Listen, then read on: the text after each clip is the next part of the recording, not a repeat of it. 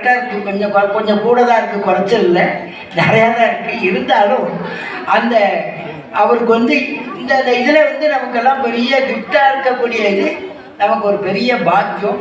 இது வருஷம் தவறாமல் நடக்கக்கூடிய இந்த குழந்தைங்கெல்லாம் தயார் பண்ணி இந்த குழந்தைங்கள்லாம் நல்ல ஒரு நல்ல எஸ்எஸ்ஸுக்காக வரக்கூடியது. அதனால் எல்லாருக்கும் இந்த பரதநாட்டியங்கிறது இது ஒரு நாடகமே ஆடினா மாதிரி இருக்கு. இந்த நாடகம் ஆடினா மாதிரியே நாடகம் மாதிரி அந்த அந்த கால் ஸ்டெப்பு வைக்கிறாங்க, அந்த ஸ்டெப்பு வைக்கக்கூடியதெல்லாம் அவர் பேசதான் ஒண்டி தெரியும்னு நினச்சேன். பரதநாட்டியம் இது மாதிரி ஆடுவான்னு நான் பார்க்குறேன். அவருக்கு எக்லோபதியில் மட்டும்தான் இல்லை, பாக்கி எல்லாம் அவருக்கு ரொம்ப பரிசுத்தமாக இந்த அவன் நோம்பில் வந்து நடத்தி கொடுத்ததுக்கு பாருங்க. நம்ம வாரியார் என்ன பண்ணார், வெள்ளி திருமணத்துக்கு முருகன் வேஷம் போட்டக்கூடிய ஒரு பாய்வித்து இருக்கார். அவருக்கு வந்து நீ இன்னிலேருந்து வேற பேரை எழுதி கொடுத்தா அதுலேருந்து இன்னிலேருந்து அந்த பேரை மாற்றி கொடுத்தார். பாய்வித்தரை கூப்பிட்டு நமஸ்காரம் பண்ணி அந்த வெள்ளி திருமணம்னா அப்படி இருக்கும்.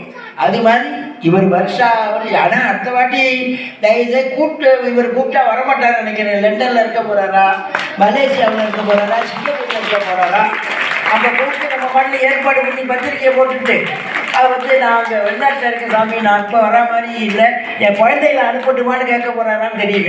ஏன்னா சத்தியமாக அது பண்ணிவிடுவார், ப்ராமிஸாக பண்ணிவிடுவார். அதனால் அந்த குழந்தைகளை வச்சு குழந்தைகளுக்கு நல்லா இது பண்ணி கொடுத்துருக்கார். அதனால் அவர் பல்லாண்டு பல்லாண்டு பல்லாயிரத்தாண்டு வாழ்ந்து யாருக்கும் நோய் நொடி இல்லாமல் இருக்கிறார்.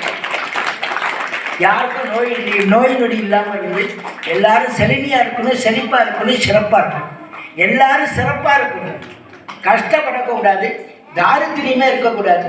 அதெல்லாம் அதுக்காக தான் இந்த பரதநாட்டியத்தில் அவர் பாடக்கூடிய பாட்டும் அந்த அவளுக்கு தகுந்த மாதிரி அதை ஆடி அதை அந்த இந்த கூடாரை வெல்லும் சி கோவிந்தா அந்த பாசனங்கள்லாம் அந்த திருப்பாவையில் 2-3 பாசனம் அழகாக பாடினா.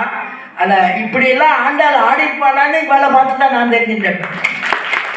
அந்த ஆண்டாள் வந்து ஸ்ரீவல்லிபுத்தூரில் ஆண்டா இது மாதிரி தான் ஆடிப்பாளங்க. அத்தனை குழந்தைன்னு பார்த்து அந்த கொண்டையை சாவி கொண்டு போட்டுட்டு என்னமோ தாயார் ஆண்டாலே ஆடுற மாதிரி இருக்கு. இங்கே உள்ளே இருக்கக்கூடிய ராஜகோபால சுவாமியை பார்த்தா தெரியும். அது அப்படியே அந்த ஸ்ரீவல்லிபுத்தூரில் இருக்கிற மாதிரியே ஒவ்வொரு பாசமும் மார்கழி திங்கள் மதி நிறைந்த நன்னாள் ஆகக்கூடிய நாள் இன்னைக்கு திங்கக்கிழமையில நமக்கு கிடைச்சிருக்கு. இந்த மார்கழி திங்கள் தான் அது. ஏன்னா அது மாதிரி ரொம்ப அற்புதமாக ஒரு சொல்லி மாலை எத்தனை கோடி கொடுத்தாலும் போகிறேன். நம்ம என்ன கொண்டு வந்தோம், என்ன கொண்டு போகிறோன்னே தெரியல. போகும்போது என்ன பண்ண போகிறோம், நல்ல நம்ம ஒரு இதாக இருக்குன்னு சொன்னோம்னா எங்கிட்ட 8 கோடி 9 கோடி பணம் இருக்குன்னா கூலிங் பாக்ஸ் ஆற்றுல வாங்கி முன்னாடியே வச்சுக்கிறேன். நான் கடனே வாங்க மாட்டேங்கிறதுக்கு பண்ண முடியாது. எது பண்ணணுமோ அதுதான் பண்ண முடியும். அதனால நமக்கு இன்னைக்கு கிடைச்சது சிகரம் வச்ச மாதிரி சுவாமி இதை கேட்டிருக்காரு. இல்லை படுத்துன்னு இருக்காரு தவிர்த்து இந்த சுவாமி இத்தனை குழந்தைகளும் பரதநாட்டியம் ஆடி நான் பார்க்கணும், நான் படுத்துன்னு இருக்கிறதோட வீணை வாசிக்கிறதோட மட்டும் இல்லாமல் இத்தனை குழந்தைகளும் ஆடி பார்க்கணும், இதே மாதிரி இருக்குங்கிறத அன்னைக்கு ஆண்டாள் எப்படி ஆடினாலும் அது மாதிரி இந்த குழந்தை ரூபமாக நான் பார்க்கணுங்கிற மாதிரி பெருமாள் இங்கே சயன திருக்கோலத்தில் படுத்துருக்கார். அதனால் எல்லாருக்கும் இந்த மாதிரி வருஷம் இருக்கிறோம்.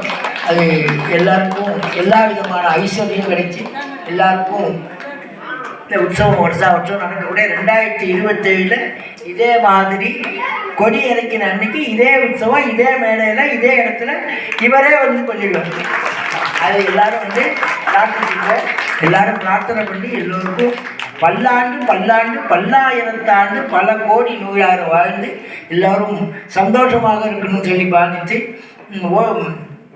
பசிக்கு இல்லாத சாப்பாடும் செலவுக்கு இல்லாத பணமும் உதவிக்கு இல்லாத மனைவியும் தாகத்துக்கு இல்லாத தண்ணி எதுக்கு பிரயோஜனம்பா.